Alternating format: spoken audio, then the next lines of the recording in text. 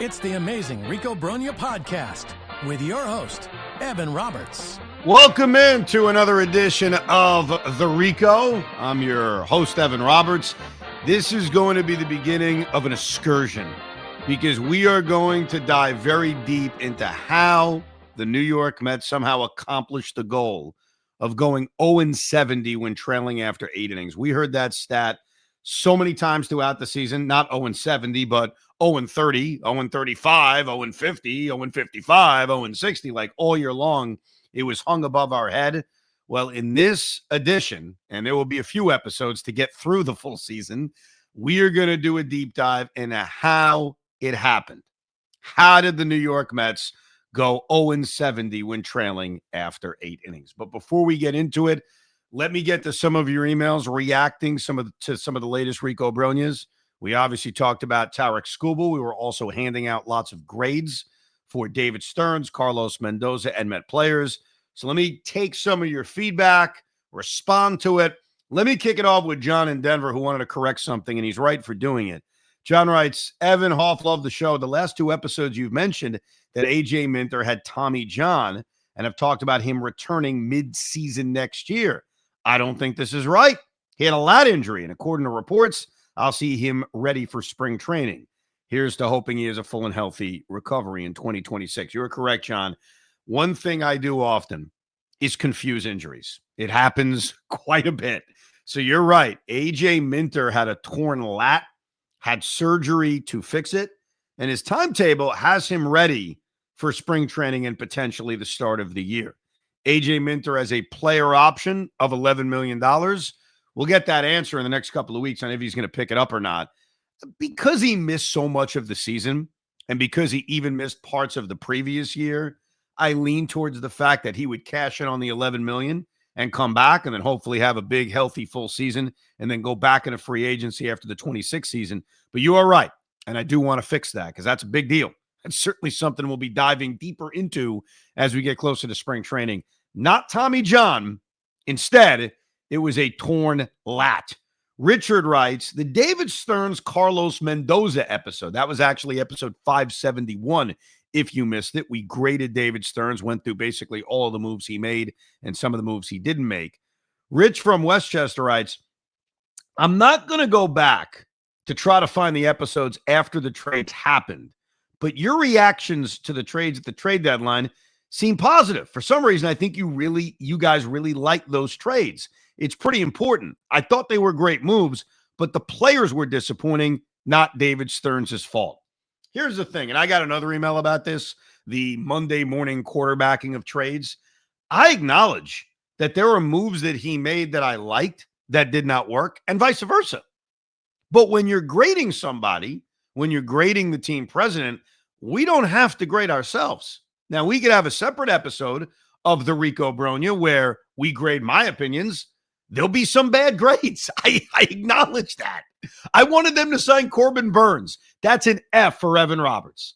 I wanted Mark Vientos to be on the roster at the start of opening day in 2024. That's an A for Evan Roberts. But we're not grading me. We're not grading Hoff. We're grading David Stearns. So I don't see an issue with us liking a trade, the trade not working out, and us giving David Stearns a tough grade. More on this comes from Andre, who writes, Evan, while I understand that Pete generally is the emotional and complete outcome-based voice, I don't know if that's a negative or a compliment, or I'm not sure. I generally appreciate your view beyond the pure results. In this case, you have gone full Monday morning quarterbacking, though, which I get for ratings on the Fan, but not on the Rico B. First of all, we always try to get ratings on WFAN. I am never saying anything to try to get ratings. I'm just saying things. Whether they're stupid, smart, intellectual, dumb, or amazing, that's for you to decide. Anyhow, Andre goes on. Considering what was available and what it cost in the offseason and at the deadline, your grades on Stearns seems way too harsh. First of all, if you're looking just at short-term outcome, maybe you want to give grades to the LA Dodgers offseason and deadline. After all, they just won the pennant. A hint, it was atrocious. Conforto, Tanner Scott, Teoscar Hernandez, Blake Trinan, Kirby Yates, and even Blake Snell. That was over $110 million in AAV for 2025, and less production than Clay Holmes and Griffin Canning had combined, let alone Juan Soto. So what were the options? Nick Pivetta and Nate Eovaldi both got the qualifying offer and would have damaged the Mets draft and IFA pool even worse. Eovaldi also explicitly wanted to stay in Texas. Buehler, Kikuchi, and Severino were the main alternatives to Minaya, Holmes, and Montas. Results would have been close to the same. That part's not true. The Walker Buehler results would have been the same thing. I'll buy. I don't know if you could say that about Severino or Kikuchi. The same as Minaya. Minaya missed the entire first half of the year. And then when he pitched to a 5 ERA. Kikuchi was A, better than that. And B, we went over it with Severino. His splits were so extreme between Sacramento and the road that I have every reason to believe that if he was re-signed, his numbers would have been a hell of a lot closer to what he did on the road versus what he did in Sacramento, but I digress. At the trade deadline, the Phillies traded 3 of their top 10 prospects for Bader and Duran, basically the equivalent of A.J. Ewing for Bader and Sproat and Reimer for Duran. Mets decided to not go all in and not trade a single top 10 in their system prospect. Rogers was fine, 2.35 ERA. Soto did what he does. And Helsley and Mullins were terrible. Was it a great winter? No. Was it a great deadline? Certainly not. But did it set back the team at all? No. No crippling contract. No prospect likely to be of impact to anyone. So here's the problem with Bader and Duran. Now, I was not devastated that they didn't get Johan Duran. I wanted him, but I also understood that the cost was going to be incredible, considering he is an elite level closer and considering he was under team control. If they make that trade for Bader and you use the comp, they would have traded A.J. Ewing as the package that goes back. Let's say you're right about that. If Harrison Bader is traded to the New York Mets, would we not all agree the New York Mets are a playoff team? By accident? I mean, considering the level of production they got out of center field and the fact they missed the playoffs by 1 game, there isn't a huge margin for error. That trade, even though it would have involved a prospect you weren't comfortable giving up, would have led to the Mets probably winning a few more games, definitely making the playoffs. Now we get to playoff land where I know people don't want to admit this because the Dodgers look like a juggernaut. They could have beat the Dodgers. And I've said this all year, whether it was on the fan or here on the Rico, the time to beat the Dodgers was always going to be early. They are a loaded team. We knew that. I remember screaming that during the offseason to everybody saying, we know they're the team to beat. We know they're the best. But in the postseason, especially in a best of 5, or in this case, a best of 3, that's your moment to take them down. So I certainly couldn't have confidence that the Mets were going to take them down in a best of 3. If they make any one of those deals you mentioned, but we'll stick with Bader for now, and make the postseason, well, then all of a sudden, maybe they do take the Dodgers out in a best of 3. Now, the odds are, because of the Met pitching, even if they did take the Dodgers out, they're getting picked off by the how they get past the Phillies, maybe they get picked off by Milwaukee. The odds of them getting through with all the flaws that they ultimately showed and winning a World Series, they were not high. I know that. But if that deal goes down that you mentioned, as uncomfortable as it would have been in giving up a better prospect, they're a playoff team. And I don't know how this season finishes out. But the point is, on grades and Monday morning quarterbacking, I admit it's Monday morning quarterbacking. I remember my opinions on all of these things. And some of them I was very wrong about. I have no problem admitting that. I don't care. And when I'm right, I feel uncomfortable reminding people I'm right because then I'm a jerk. Now, speaking of things that I've said that have pissed people off, a lot of people don't like the Tarik Skubal discussion and what I said I'm willing to give up. I want to make this very clear. There are a lot of comps we can try to come up with on Tarik Skubal being traded with a year left of control and being this elite level pitcher. You can try to say Garrett Crochet. While I don't love the comp, you can try. You can try to say Corbin Burns. You can even go back further to our own history and bring up Johan Santana and Mike Hampton. This is unique. It is unique. It is not the same as Garrett Crochet, who had 1 good year as a major league starting pitcher, and in that one good year, wasn't exactly throwing 7 innings. He threw a very limited amount of innings for a horrible baseball team. To comp Garrett Crochet, even with an extra year of control, which I get is valuable, but to comp that to a guy who is likely to be a 2-time Cy Young Award winner and has already pitched a winner-take-all Game 5 of the division series, I think is ridiculous. I think it's a terrible comp. People are using it, and I'm telling you, it's different. The comparison of Corbin Burnes is, I think, a little bit closer, but you know what's also different? Let me walk you through a few of the things that are different. Number one, I think Skubal's better. Okay, easy. He's going to be coming off of back-to-back Cy Youngs. Corbin Burnes was not. And number two, and this is the number one thing to keep in mind, the Detroit Tigers are not a small market team. They are not the Brewers. Are they the Mets? No. Are they the Red Sox? No. Are they the Dodgers? No. But they are a team, unlike Milwaukee, who knew they weren't re-signing Corbin Burnes, who knows they're not re-signing Freddie Peralta at the end of next year. The Tigers would like to re-sign Tarik Skubal. Are they going to? Probably not. But they are not one to just give it up. And so because of that, they naturally have more leverage because they don't have to trade him.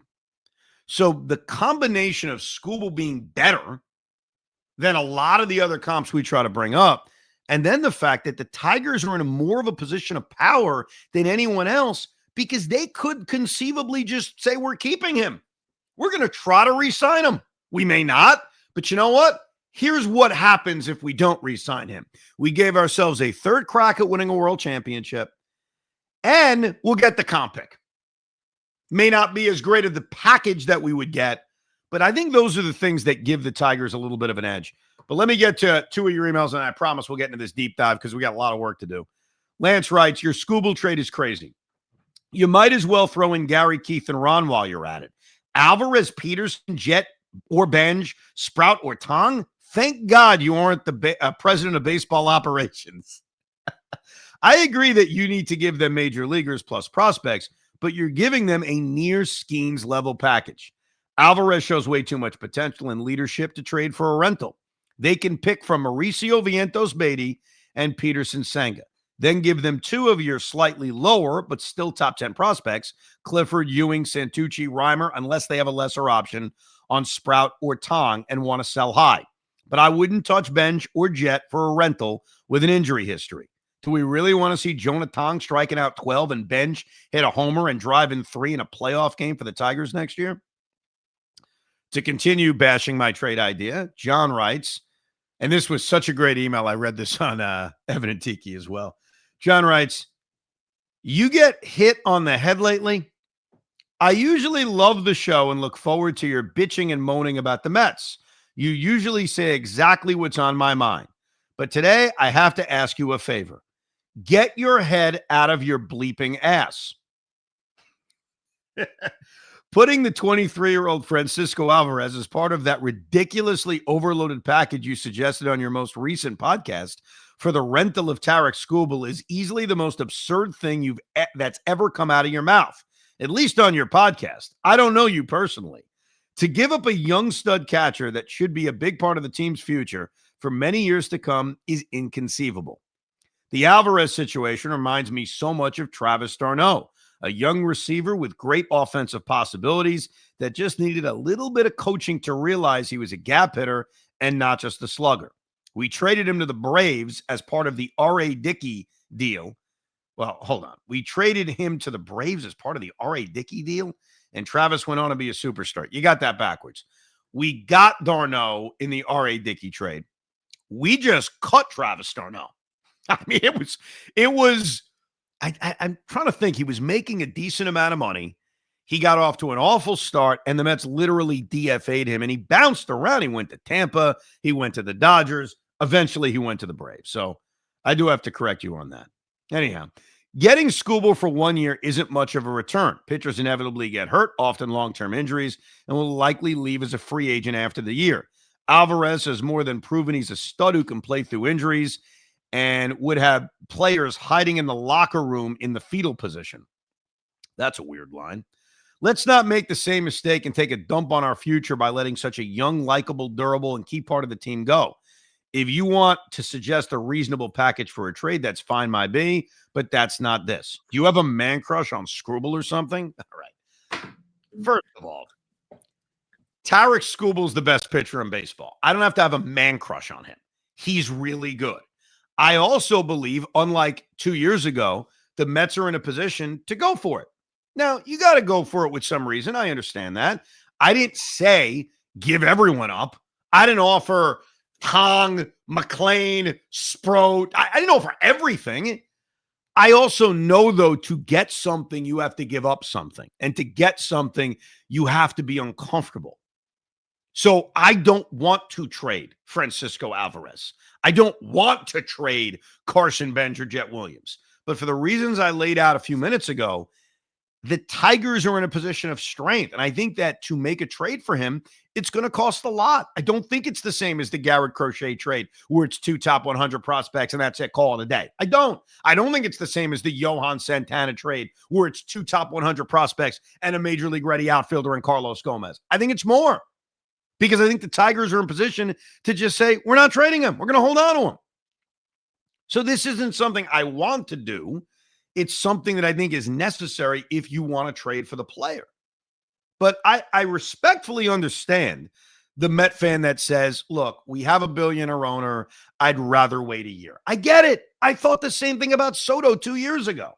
The difference is I think this team is close. The difference is Skubal feels like the guy that can get us to the promised land, or at least help contribute, get us to the promised land. So I'd be willing, with a very loaded farm system, to trade from a position of strength. But we'll obviously spend a lot more time on this as the offseason rolls on and the Ricos continue in. But I do appreciate the emails and appreciate the feedback. Now, let us get into the topic at hand. And this goes back to another email that we received at thericob@gmail.com. Andy in Smithtown. Andy, I hope you're listening because you have caused this monstrosity of a Rico Brogna that we are about to embark on. Andy writes, Evan, a lot has been made of the Mets' 0-70 record when trailing going into the ninth inning. But how about a deeper dive into that? Like, how many of those games were actually winnable, as in trailing by 3 runs or less? How many were total blowouts? How many of those games did we actually come back to tie only to lose in extra innings? It might be worthwhile. Thanks, Andy in Smithtown. Andy, we are so glad you asked the question because what we are going to try to do on multiple editions of the Rico Brogna is to find out the answer to your question, which is, how did this happen? How many of them were winnable? What did 0-70 truly look like? Now, I think it's important to have some background before we get started. When a team is trailing going into the ninth inning, they tend to lose. In fact, teams only come back and win about 6% of the time. So we do need to know going in, the ninth inning comeback is fun, and you certainly want to mix in a few throughout the season. They are not common. The team that led the league in coming back and trailing after 8, the figure was only 7 times. Now, the Mets last year in 2024 actually led the league. They did it 9 times, which is an enormous number. But I just want perspective to understand that it's not like it happens 30 times a year. It's not like half of your wins are coming from it. It is still a rare occurrence. The other thing that I think it's important to know is that just because you don't come back and win at all during a season isn't normally or isn't always a lock for playoff failures. While the Chicago White Sox had this incredible streak, I think it was about 150, 180 consecutive games where they did not come back trailing after 8. The Houston Astros last year made the postseason. We remember that. They got knocked out in the wild card round, but they made the postseason. The Houston Astros also did not win a game when trailing after 8. So, little bit of background.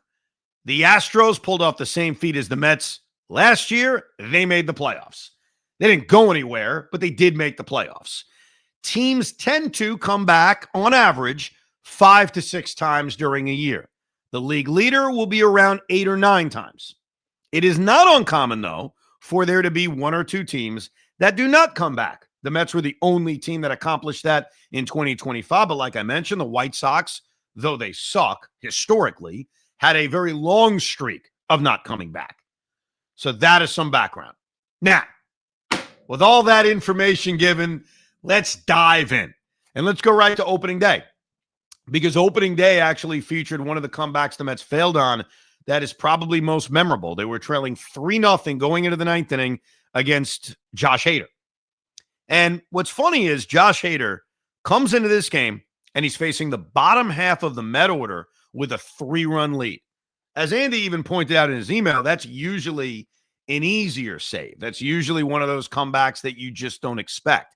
The Mets started their comeback with an 0-2 base hit by Starling Marte and a behind-the-count base hit by Tyrone Taylor, and then Luisangel Acuna, for as much of his season was very mediocre or non-impactful, Luisangel Acuna probably had his best at-bat of the year on opening day. It was that 12-pitch at-bat in which he drew a walk to load the bases with nobody out, down by 3 runs against Josh Hader.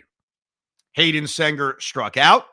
Francisco Lindor hit a ball to center field for a sacrifice fly, and it set up Juan Soto with 2 on, 2 out, down by 2, ahead of the count 3-0. It felt like Hader wanted nothing to do with Soto, and then it got to 3-2, and he swung at ball 4. Mets lose. That felt like one of those comebacks. I didn't know this at the time. I remember doing the Rico right after opening day, all pissed off. We all were pissed off, disappointed. Can't be really mad at Soto. He was on base 3 times in the game, but more disappointed with how the thing ended. Who knew that comeback or that fake comeback, that Fugazi comeback or that non-comeback would actually be a sign of things to come, that they wouldn't come back? But I would qualify that failed comeback as not a colossal failure, but disappointing. You have bases loaded, nobody out. And eventually you're going to get your best hitters up in Lindor and Soto. They had a shot right there and there. Opening day could have been very successful.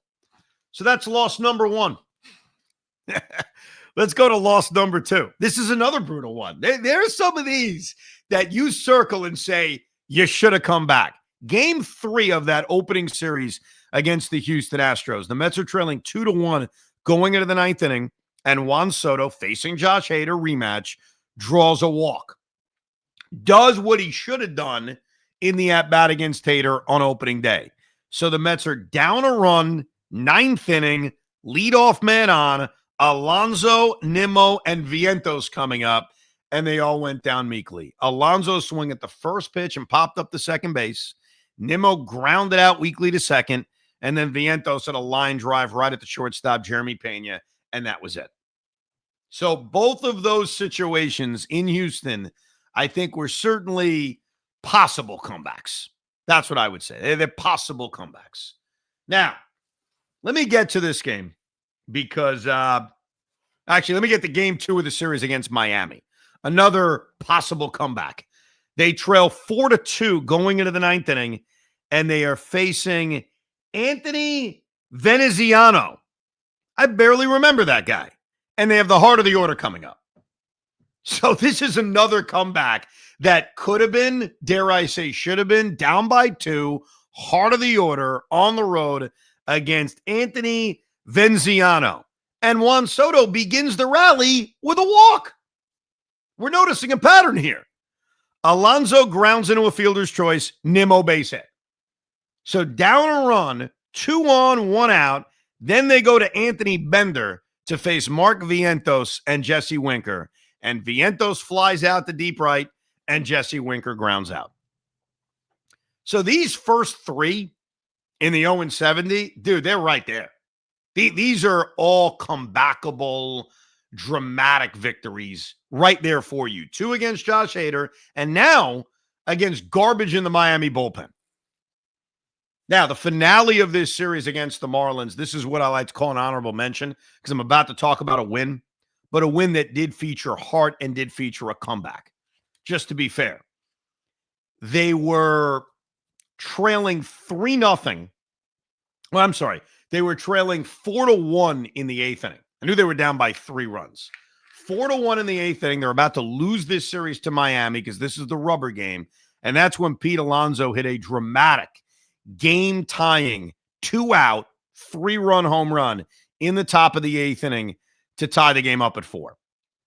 This is where the whole they don't come back narrative we have to at least pause on, because there are games this season, while they don't qualify in the trailing after 8 category, this was a great comeback, and it felt like an important comeback early in the season. Down by 3, 2 outs in the 8th inning, about to lose a series to the Marlins, have a losing road trip to start the year, and Pete hits a 3-run home run. They took the lead in the 11th and then held on and won.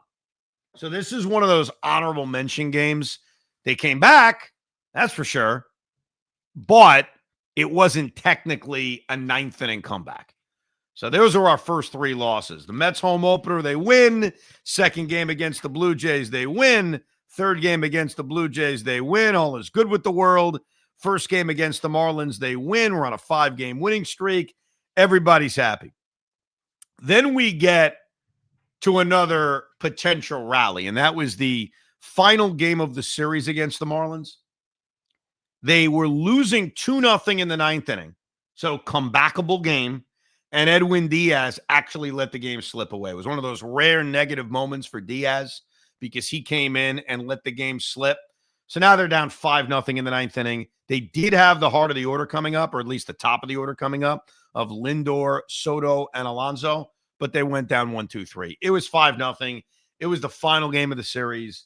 I think Diaz almost took the soul out, to be fair, after giving up those 3 runs in the 9th inning. So I think you look at that non-comeback and say, okay, fine. It's an okay, fine. Now we go to Sacramento.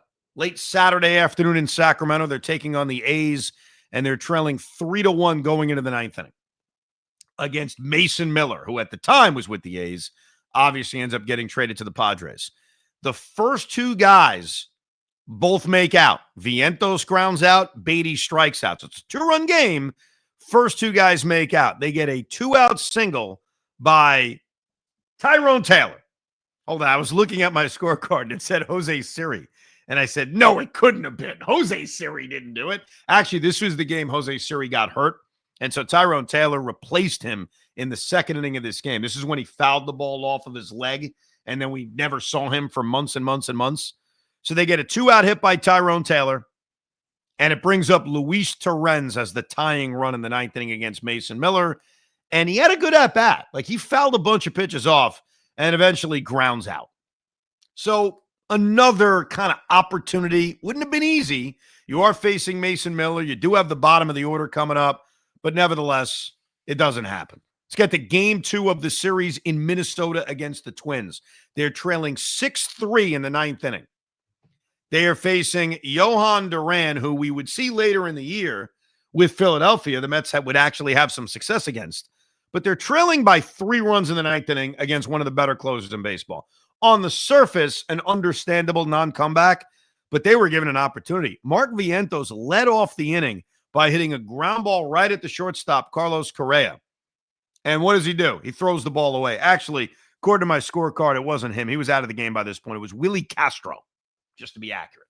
Willie Castro makes a throwing error. So down by 3, you get the leadoff man on. Next 2 guys ground out, and Acuna gets a hit. So tying run at the plate for Francisco Lindor against Duran, and he strikes out. So comebackable, I guess. I don't know. Not really. I mean, when you're facing Duran and you're down by 3 runs in the 9th inning, it's tough to expect more. But they did get the tying run of the plate, so they put something together. Next day, the finale against the Twins. This is another one of those comebacks we have to give them some credit for. They're trailing 3-0 in the 8th inning, and they rally to tie the game off the Twin bullpen in the 8th inning. Alonso RBI double, Winker RBI double, and then of all people, Luis Angel Acuna tied the game with a 2-out hit before Tyrone Taylor lined out, and then Reed Garrett gave up the lead in the 10th inning, a leadoff base hit to tie France with the Manfred man coming in to score, and the Mets lose the game. So they did come back. This actually doesn't count as one of those failing to come back in the 8th inning or later because they ended up losing the game in the 11th inning. But I thought it was fair to point this out because I am going to point out the comebacks because 0-70 is 0-70, but we should hear about those other moments where there were comebacks just to help us clarify what we think of this streak because that's what this is about. I want you to digest all the information and then we determine, does this mean they were gutless? What the hell does any of this mean? Now let's move on. Oh, they're going to sweep the Cardinals here, so that's good. No comebacks. No comebacks necessary when you're whipping ass. Mets, Phillies. Mets held on, won that game. That was a win. Oh, there's a big winning streak. Won that game. Won that game. All right, here is the tricky one about the comebacks that we need to address. On April 23rd, this is the midst of the Met winning streak. They're playing the Philadelphia Phillies in the finale of the series. The Phillies take the lead in the 10th inning. Okay? They go up 3-2. Manfred Mann comes in to score. The Mets then rally in the bottom of the 10th inning and walk it off and win 4-3 on a game-winning Starling Marte RBI single. Hoff, is this not like a caveat to the whole stat? They were trailing after 8 innings. They were trailing in the bottom of the 10th inning, and they came back and won on April 23rd. Like, I stumbled upon this. I sort of remembered it because it was a great win. They swept the Phillies. It was April. But that's a comeback. 8th inning or later, it's the 10th inning. That doesn't count. What are we doing here? Yeah, I don't know why they don't add that in there, but I guess technically they were down in the 9th. So is that what they're trying to say? That, I mean, if you want to take it literal, they weren't down in the 9th. That's the problem. But you're right. It's a comeback win. That is an absolute, for the spirit of the stat, the spirit of the stat is they didn't come back. They never came back with their lives on the line, right? Because that's what it means after the 8th inning. Like you're down to your final few outs. They were down to the final 3 outs in the bottom of the 10th inning, losing a game 3-2. So I think this is very important. This has to count as a 1. They really 1-70 in these games. Well, here, okay, so let me ask you a question. Like, right, it is a replay. They, at second base when a guy slides and you see like a tiny bit of space or whatever it is, or maybe the guy's off the bag for like 1 second. And if you have to really slow it down to see that. Is that really the rule that we were looking for? Are we trying, like, instant replay? We had a reason for it. We want to make sure we get the call right. But now we're like trying to nitpick everything and overlooking and things that we would have never done before. So now we're basically taking an 0-70 and saying, well, let's go back and really break it down. Why was it 0-70? And in this case, it wasn't. In this case, it wasn't. And I will help everybody out. There's no other game that's going to fit this. Like, there's no other extra inning game in which they were just losing in the top of the 11th and they came back and won in the bottom of the 11th. So I will still admit that there aren't many of these comebacks. Like, that's the whole point. The Mets didn't come back a lot when their lives were on the line or their season or their game was on the line. But this is an example where they did. And it's honestly one of the great wins of the year. We're going to have a Rico Brogna a few months from now, once we can really digest, where we rank the best wins of the year. And you could argue that game against the Phillies was certainly up there. It got them to sweep. It got them to beat the Phillies. They came back in the bottom of the 10th inning, but it was a comeback. Just want to point that out. All right, the loss against the Nationals that started their 4-game series in Washington was the opposite of what we're talking about. They actually had a lead in the 9th inning. Actually, let me go back a little further on this. They were losing to the Nationals 3-0 going into the 8th inning. 3-0 going into the 8th inning. And the Mets put together a pretty impressive rally that got capped off by a 3-run bases clearing triple by Mark Vientos. It was a bloop triple, but nevertheless, it was a bloop triple that gave the Mets the lead. They were down 3-0. They got it to 3-1 on an infield hit by Brandon Nimmo, and then dramatically took the lead on this triple by Mark Vientos. So they did come back 3-0 down, not 8th inning or later, but the 8th inning. and then proceeded to blow the game in the ninth inning because Edwin Diaz wasn't available. This was a part of the Ryan Stanek disaster weekend against Washington.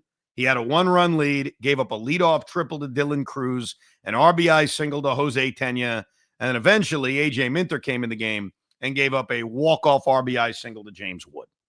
So this game I wanted to mention because the Mets did have a great comeback, but then they proceeded to blow the game, the opposite of really the whole examination here. And then they would do it again later in the series. Game 3 of the series against Washington, they had a 7-1 lead in the 7th inning. You know what's so painful going through these games? If any one of these games goes differently, the Mets make the postseason. But whatever. They have a 7-1 lead going into the 7th inning, and they give up 5 runs to make it 7-6. And then again, in the 9th inning, no Edwin Diaz. Here's Ryan Stanek to proceed to blow the game. And they actually lost the game on a Pete Alonso error. Stanek gave up a leadoff double. They tied the game on an RBI single by C.J. Abrams. And then with 1 out and 2 on, Luis Garcia hit a ground ball to Pete, and Pete made that terrible throw home. And the Mets lost. So it was Ryan Stanek, but it was also, unfortunately, Pete Alonso, if we are being fair. We move on. Let's go to Game 2 of a 3-game series against the Arizona Diamondbacks. They are trailing 4-1 going into the 9th inning. And Ryan Thompson comes in to pitch. So it's a 3-run game. He gives up a leadoff home run to Tyrone Taylor to make it 4-2. Walks Lindor, walks Soto, hits Alonso. This is a killer. So it's 4-2. Bases loaded, nobody out, down by 2 runs in the bottom of the 9th inning. Stop right there. You got to win this effing game. You know, we talk about the ones that you're like, you know what? You're facing Durant. It's tough. You're down by 3. F this. You got the bases loaded with nobody out, down by 2 runs, and you're facing Ryan Thompson. Actually, let me correct myself. They faced Justin Martinez, and he got pulled when he put the first 3 guys on base. He gave up the home run to Taylor. He walked Lindor. He hit Soto. It was at this point when Lovello went to Ryan Thompson, who hits Alonso. So bases loaded, nobody out, down by 2. Let's see how this thing went to hell. Vientos struck out.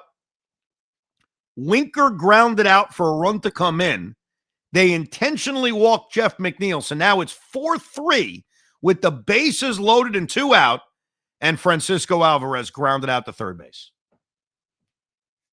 Yeah, that's one you got to get. That's a comeback you got to get. No other way to put it. The next day against Arizona, they're trailing 3-1 in the 8th inning. They get 1 back on a Soto solo home run. Then they give the run back in the 9th inning, so they're down 4-2 in the bottom of the 9th inning, and they went down 1-2-3. Luis Torrens, Jeff McNeil, Tyrone Taylor go down 1-2-3, and they lose 4-2. That one sucks. Like, don't get me wrong. Down by 2, you have a shot. But the one before is the worst, man. Bases loaded, nobody out, and you're down by 2 runs. That can't happen. That's one of those comebacks you got to make. Let's get to Mets Cardinals doubleheader. Split doubleheader on May 4th. The Mets are trailing 6-3 going into the 8th inning, and they rally. They get a big 2-run single by Francisco Lindor to make it 6-5. Juan Soto walks, so they're down by a run, 2 on, 1 out in the 8th. Alonso strikes out looking, Nimmo flies out. So they're down by a run now, going into the 9th inning, and they face Ryan Helsley. Little did we know, they get the leadoff man on. The leadoff man gets on. Mark Vientos singles. Marte pinch runs, goes to second on a wild pitch. They're down by a run here. Torrens strikes out. McNeil flies out. Acuna pops out to second base. That's another one. That's another one of those where that's right there. You got the leadoff man on, down by a run. First game of a doubleheader too, so who knows about bullpen usage? And just can't get a big hit. And it's odd, I'm looking at this. Alvarez was available off the bench if they wanted to pinch hit for Acuna. But you know what? Acuna had 3 hits that day. It's a reminder that Acuna was actually a pretty good little ball player back in April and May. Like, he was contributing even now. I mean, he was hitting 300 at that point in the season. Was playing good defense, had good speed. Yeah, that's another blown opportunity by the New York Mets. Game 2 of the doubleheader. That was the game they were trailing 5-4. Michael McGreevy came in out of the bullpen and looked like a god, and the Mets got mowed down. This was a bad one. They were losing 5-4, and McGreevy finished the game out and retired the final 10 guys. So in the 9th inning, down by a run, they actually had the heart of the order. It didn't matter. Alonso struck out. Vientos grounded out. Brandon Nimmo flied out. That just feels like they were dead. Like, the bats were just, they had nothing going on in that game. Let's go to game 2 against the Diamondbacks, May 6th, 2025. Mets are trailing 5-1 going into the 9th inning. They actually put a rally together. Leadoff walk by Soto, Alonso strikeout, Marte base hit. So they didn't get the tying run to the plate, but they did put 2 on and 1 out before Nimmo lined out and Vientos popped out. You're not coming back in that game. Would have been nice, but you're not coming back in that game. Let us go on to game 2 of their series against the Chicago Cubs. I starred this game because Cade Horton made his MLB debut and obviously had a very good rookie season. Mets trail 6-3 going into the 8th inning. They get 2 runs back on a Brett Beatty 2-run home run to make it 6-5. 9th inning, they're facing Porter Hodge. They get a 10-pitch at-bat walk by Jeff McNeil. So another one of those spots where they're down by a run and they get the leadoff man on base. Lindor bounces into a 1-6-3 double play. Killer. And then Juan Soto grounds out. That's another disappointing one. Down by a run, leadoff man on at home in your own building, and you do nothing from it. This is one where the Mets walked off, but they blew the lead in the 9th inning, and then they beat the Pittsburgh Pirates on a Pete Alonso sacrifice fly. So, not really a comeback. I guess it's more of a response to blowing a 1-run lead in the 9th inning. Then you've got May 14th against the Pittsburgh Pirates. They are down 4-0. They go down 1-2-3 in the 8th with Vientos, Alonso, and Nimmo versus David Bednar, who was pitching the 8th inning that day. Then down 4-0. They get a leadoff single by Starling Marte. And then Terrens, Beatty, and Acuna go down easily against Dennis Santana. So that's a lifeless 4-0 game. I remember that game specifically because the Knicks were in Boston. I went to the Knicks-Celtics game, so it was one of those rare games I didn't score. I was watching it on my phone at the Knicks playoff game, and they were just lifeless. And that was also the game where they sat Juan Soto right before the Subway Series because the weather was kind of crappy. And I guess it was just let's get him a day. But the Mets got shut out by 5 different Pirate pitchers that day. Bailey Falter, 3 2/3. Chase Shugart, 2 1/3. Tanner Rainey, a scoreless inning. David Bednar, a scoreless inning.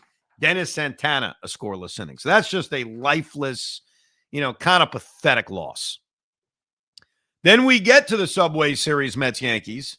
The Mets are trailing 6-1 going into the 9th inning, and they put together like a stunning rally against Yerry De Los Santos, and then eventually Luke Weaver had to come into the game. 1 out, nobody on. They get a walk by Alvarez. Again, they are down by 5 runs going into the 9th inning. Leadoff, a 1-out walk, then the second out's made, then another walk. Then an RBI double by Francisco Lindor. So now they're trailing 6-2. Juan Soto comes up, not as the tying run, but they're a batter away from the tying run coming to the plate. Soto faces Luke Weaver, and he flies out. Yeah, that would have been an amazing comeback, but you're down by 5 runs going into the 9th inning. You don't expect it. The finale of that Subway Series was kind of the same thing. It was a 2-2 game late. Yankees blew it open in the 8th inning. Cody Bellinger ends up hitting a grand slam. And so they go into the 9th inning down 8-2. They went down 1-2-3. The game was freaking over. I think we all kind of knew that. Now we go to the Boston series. We are in the middle of May. So things have not even gotten bad yet. Like, it's the middle of May. We're feeling okay. They trail 3-1 going into the ninth inning against Aroldis Chapman. Not really much. Vientos strikes out to start the inning. Marte gets a 1-out single, and Alvarez first pitch, 4-6-3 double play. So close game, down by 2, elite level closer. They do get the tying run to the plate, but it really goes nowhere. Game 2 of the series, another 2-run game. They're down 2-0 going to the ninth inning. Again, Aroldis Chapman, and pretty much the same hitters. It was Vientos, McNeil, and Alvarez, and they showed no life. Ground out, pop up. Another one of those games where the offense didn't really do anything at all. I mean, completely. They got shut down. They only had 4 hits the entire game. They did win the finale of that series, so that was good. Now we got Mets-Dodgers. This is another one of those, we have to acknowledge this game in terms of the Mets coming back. This was arguably one of the most entertaining games of the season. Clayton Kershaw versus Griffin Canning, interrupted by a nearly 1 hour and 40-minute rain delay. So rain delay comes, both guys are out of the game. Dodgers jump out to a 3-0 lead, eventually a 5-2 lead. In fact, they take the 5-2 lead into the ninth inning. So here's a ninth inning comeback for you, even though the Mets are going to lose. Spoiler alert. Leadoff man gets on. Soto pops up. Alonso walks. 2-run triple by Brandon Nimmo. I think it's Brandon Nimmo, yeah. Jeff McNeil replaced him at some point in this game. Actually, no, it's Jeff McNeil. Nimmo came out of the game in the 3rd inning for whatever reason. I guess he was hurt that day. I don't even remember. So 2-run double by McNeil to make it a 1-run game, and then game-tying RBI single by Tyrone Taylor. So they complete the 5-2 comeback to make it 5-5. Then they still got a chance to win the game. I mean, they're right there. Runner on first, 1 out. Alvarez pops up. They get a base hit by Beatty, and here comes Acuna, 2 on, 2 out, chance to walk off the Dodgers, complete this comeback. He strikes out. Dodgers don't score in the 10th. Mets don't score in the 10th. Dodgers don't score in the 11th. Mets don't score in the 11th. Dodgers don't score in the 12th. Mets don't score in the 12th, which is just insanity considering the runner on second rule. And then the Dodgers break through in the 13th. RBI double by Teoscar Hernandez. Sacrifice fly by Andy Pajes. And they take a 2-run lead into the bottom of the 13th inning. And unfortunately, the Mets go down 1-2-3. Let's see who the 3 guys were. McNeil, Taylor, and Alvarez. So they show a lot of fight in coming back, a 9th inning comeback. They just can't complete it. And that happened a few times this season. The one that jumps out at me late in the year is the game against Washington. But they come back from 3 runs down, tie the game, and blow every freaking opportunity to win the game and eventually lose the game in 13 innings.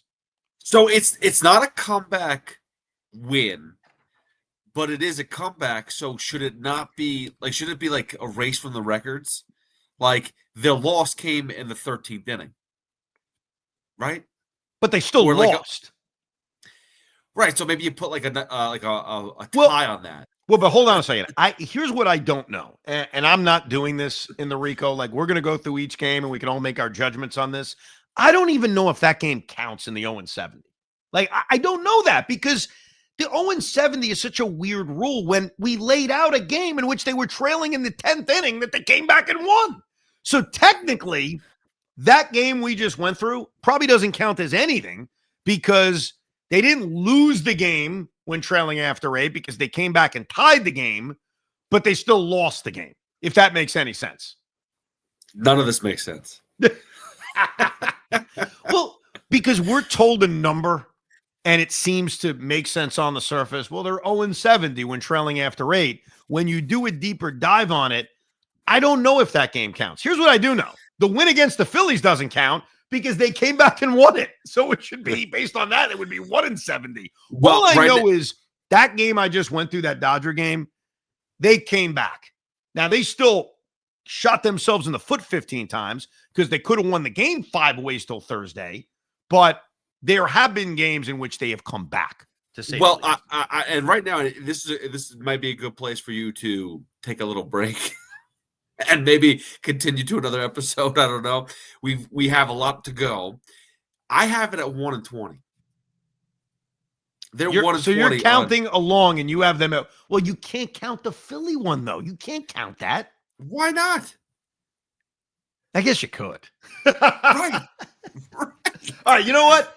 I like this. We are doing our own counter. So as of right now, the Rico Brogna has the 2025 Mets through May 25th at 1-20 when trailing after 8 innings. I love it. All We just burst this bubble, baby. Damn right. Now we will continue on in our next edition of 0-70. How the hell did that happen? As we will go through games in late May, June, July, and throughout this baseball season. But this is a deep dive of how the Mets did this, and even if it's true. We appreciate you listening and downloading the Rico Brogna. Remember to subscribe so you never miss an episode, because you never know when we're going to pop on with some breaking news to discuss. Thank you very much for listening to another edition of the Rico. We hope you enjoyed this episode of the Rico Brogna podcast. It's amazing, isn't it? Make sure you download it now to keep it on you at all times.